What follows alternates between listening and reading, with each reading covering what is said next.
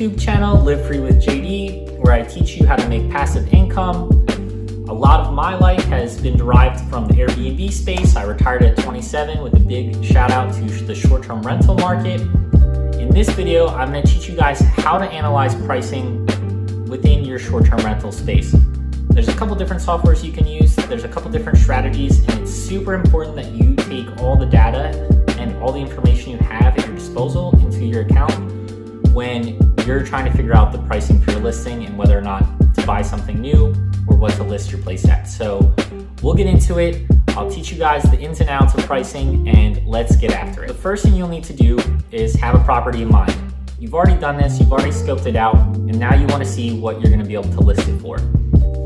Definitely check out other Airbnb hosts and what they're hosting for properties similar to yours. It's super important that you stay honest with yourself on how your place is compared to other places on the market. There's definitely a time and place for value play, and we'll get into that later, but you want to make sure you're comparing to almost exactly what your house has when you're looking for prices. Now, it's not always easy to pull this right from Airbnb or VRBO, and you have to factor in the fact that you may have your own website too, and you'll get bookings from this. That'll help. That's kind of icing on the cake. I use PriceLabs. You can use AirDNA. These are very inexpensive ways to get a lot of key information on your listing. So with PriceLabs, the one that I use, you can go on, make an account, and you pay per listing to have them help you price it.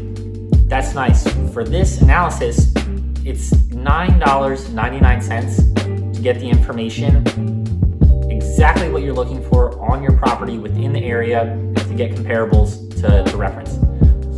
I think it's worth that $10 all day long before making a $500,000 investment and buying something. So what I'll do is I'll go into PriceLabs, use that $10 market dashboard. I set the radius for exactly where I'm looking. Things have to be within a quarter mile of me, and sometimes within a block of where I'm at, depending on what amenities are nearby.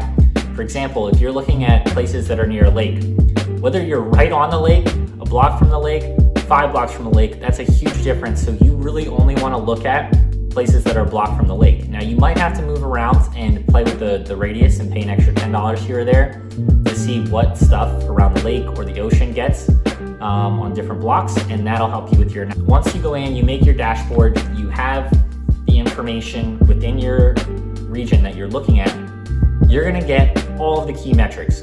You're going to see what the revenues are for places around there. You're going to see how often people stay, the length of stay, so whether they stay for 2 days or 10 days on average. You'll see how far out they book. You'll see how many reservations get booked in that area and how many listings there are. You'll see the occupancy rate. It's everything that you would need. And from here, you can derive it even further. I always set it to the exact number of bedrooms that I'm looking at so that I have the exact comparable amount. And then you can go in and PriceLabs will break down exactly what the breakdown is for each type of listing. So if you say are looking at 3-bedroom listings, you're gonna have the 50th percentile. What places get booked at? Maybe they get booked at $200 a night in the 50th percentile. And what that means is the average place will bring in 200. But your place is nicer than that. Your place is one of the top places, so you look at the 75th percentile and they're bringing in $300 a night. Once you have that figured out and you know what amount of dollars per night you're gonna be making, you can then play with the occupancy and see where the occupancy falls. If the median occupancy is, say, 50%, and a lot of times these numbers will be scary. Median occupancy might be 40% or 60% or 80%. Whatever it is, you have to remember that's the median. So if you're hosting professionally or you have a professional management team on it, your listing is nicer than most, then you can assume that your occupancy is going to be in that high. All right, so you figured out the occupancy. You know, let's say you're going to be around 70%. Great, it's conservative. You think you might go up to 80, so we'll underwrite at 70. You have 70% in your spreadsheet. The calculations are fairly straightforward. You find your weekday price because you can see right on PriceLabs what people are charging for weekends, what people are charging for weekdays, where they're getting booked at. So you want to find a good number to put for your weekdays. You want to find a good number to put for your weekends, and you want to find a good occupancy number. From there, it's easy. You take 5 times the weekday rate, because there's 5 weekdays, 2 times the weekend day rate. We're not factoring in holidays here. We're trying to pick numbers that are based on not holidays. Holidays are a bonus. They're awesome. They help. They'll make your numbers stand out when you're done. But you take 5 times the weekday, 2 times the weekend, you multiply it by 4.3 because there's 4.3 weeks in the month. So now you have your monthly gross revenue. You multiply that by your occupancy factor at 70%, and you all of a sudden you have the number that you think you're gonna get on your rental. So now that you have this number of revenue that you're gonna get every month, you can compare it to how you're financing it. You can compare it to the taxes, any other expenses you've probably already estimated for utilities. You can then come up with a net number. You should have an idea of the cleaning fees you're gonna get. You can see in PriceLabs what most people charge for cleaning. So if you get an honest cleaning number, you can factor that in, and you'll have everything you need to know if your rental is gonna be profitable to derive a cap rate and start comparing apples to apples. It's gonna be key that you stay honest with your amenities and how you're gonna factor in compared to other listings. And that's the next thing I'm gonna talk to you guys about. So when you go to purchase a short-term rental, it's super important to understand your clientele. You're likely gonna be looking for people who you would know rent the place. And that's gonna come from the type of amenities they're looking for. So when you go to buy, there's a couple things I'd say to look for. Either cool things like being the location, or you have a hot tub, or you have a sauna, any little thing that makes your place stand out and is cooler, that's gonna boost the prowess compared to other listings. Now you don't always need these things. There's other key factors that I look for. I usually try to get those unique places because it's harder for someone to copycat me. But if something's a good value, it definitely can still be a play. I've bought houses in Philly that are only $200,000. They're nothing crazy. They are unique compared to other $200,000 places and were steals at the time. So that helps me in the sense that I might be able to offer a really nice place. I saw that there wasn't much inventory in that price point.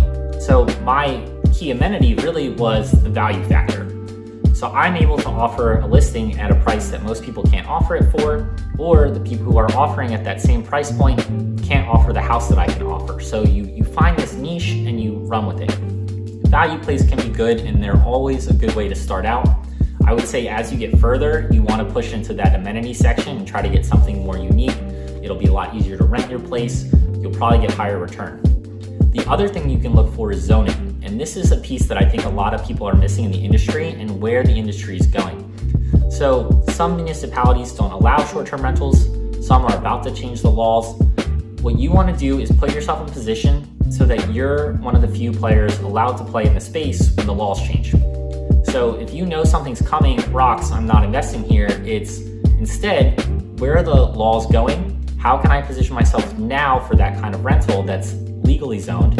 And now that I'm in a legal zone section, when they do change the law, your place will become that much more valuable. There'll be that much less competition in the market, and you'll be set. That's a little longer play.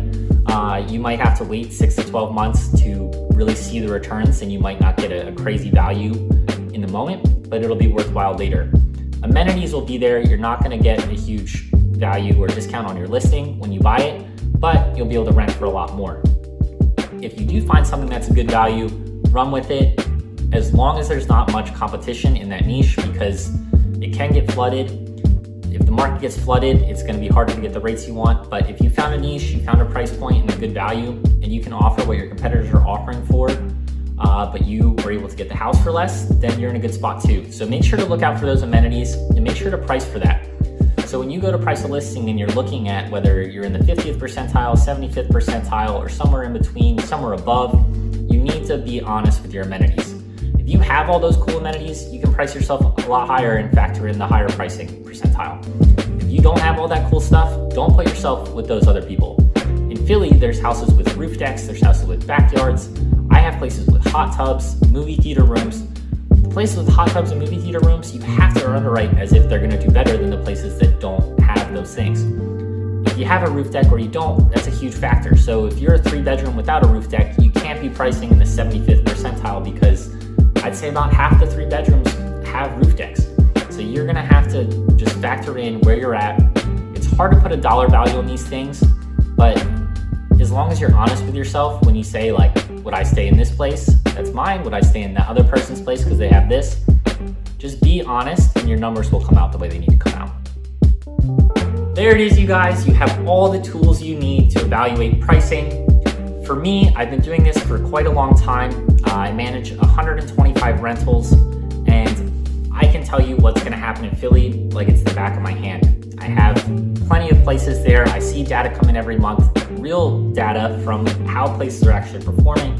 I know which areas to go into and which areas to not.